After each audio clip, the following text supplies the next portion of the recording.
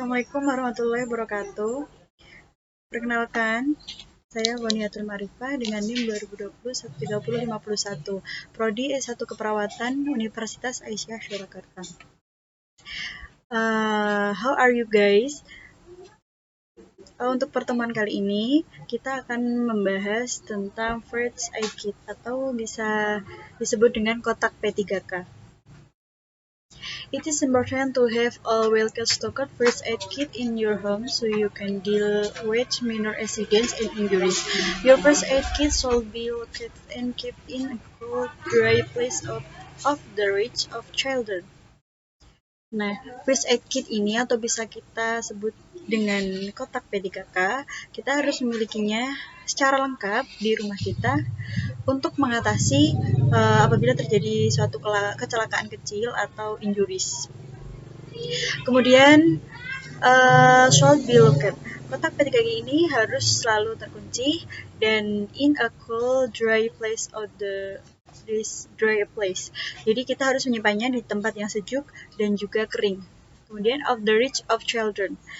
Nah, kita harus menjauhkan kotak P3K ini dari jangkauan anak-anak.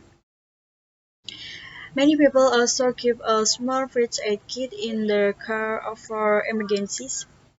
Banyak orang-orang yang memiliki kotak P3K kecil yang disimpan di dalam mobil guna untuk mengatasi apabila terjadi emergencies atau kedaruratan. Jadi nanti untuk pengobatannya, untuk cara mengatasinya bisa kita ambil kotak P3K kecil ini yang sudah disimpan di dalam mobil. Next. A basic first aid kit may contains. Nah, ini adalah macam-macam isi kelengkapan dari kotak P3K. Kemudian yang pertama, number 1, itu ada plasters. Plaster ya seperti plasters, contohnya seperti Hansaplast. Kemudian yang kedua adalah sterile gauze. Bisa disebut dengan kasa. Kemudian yang ketiga adalah sterile dressings atau bisa disebut dengan kasa steril. Contohnya seperti kasa steril. Kemudian yang keempat itu ada triangular bandage. Triangular bandage ini biasanya digunakan untuk sebagai penopang tangan apabila terjadi cedera pada tangan. Nah, ini nanti bisa digunakan triangular bandage. Kemudian yang kelima itu adalah crepe-roller bandage. Nah, crepe-roller bandage ini adalah suatu alat medis biasanya digunakan untuk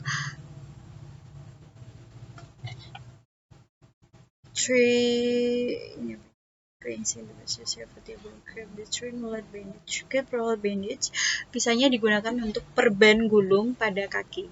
Kemudian yang keenam itu adalah safety pin atau yang sering kita jumpai yaitu peniti. Kemudian yang ketujuh adalah disposable sterile gloves atau bisa disebut dengan sarung tangan steril. Contohnya sarung tangan steril pada alat medis itu. Kemudian yang ke-8 adalah tweezers. Tweezers ini bisa disebut dengan pinset atau bisa yang digunakan oleh tenaga medis untuk melakukan operasi kecil atau bisa mungkin pemeriksaan yang lain. Kemudian yang ke-9 ada alcohol free cleansing wipes atau bisa contohnya seperti alcohol swab yang bisa dengan mudah kita jumpai dan mungkin lebih efisien untuk digunakan daripada alkohol botol yang cair seperti itu. Jadi kalau alcohol swab itu nanti bisa bentuknya seperti tisu kecil kayak gitu yang sudah dikemas dan sudah mengandung alkohol.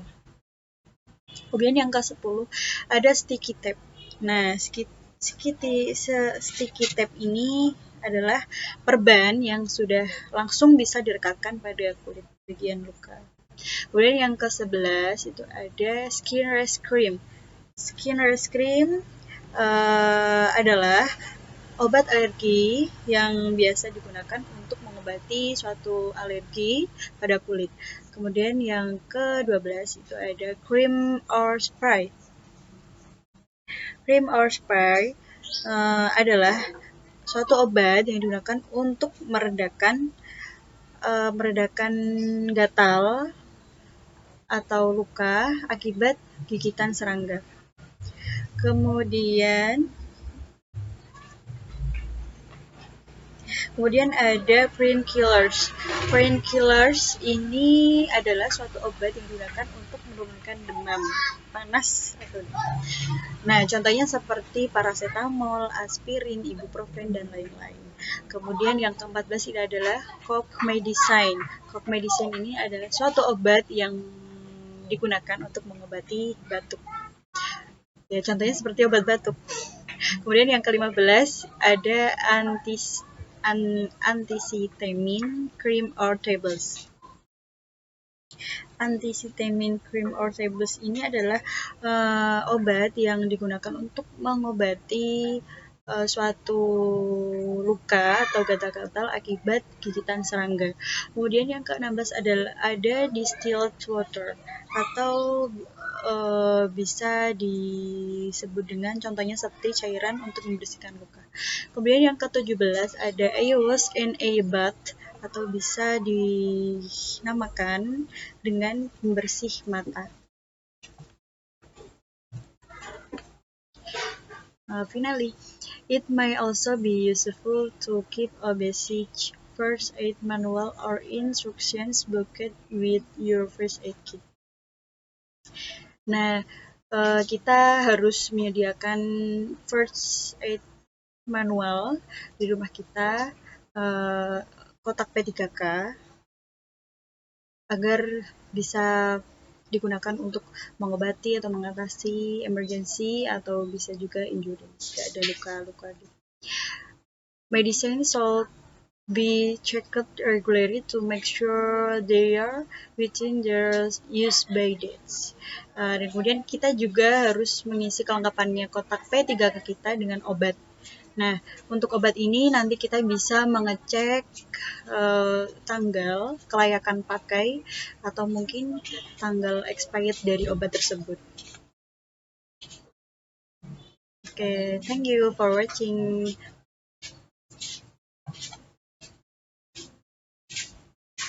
Terima kasih. Assalamualaikum warahmatullahi wabarakatuh.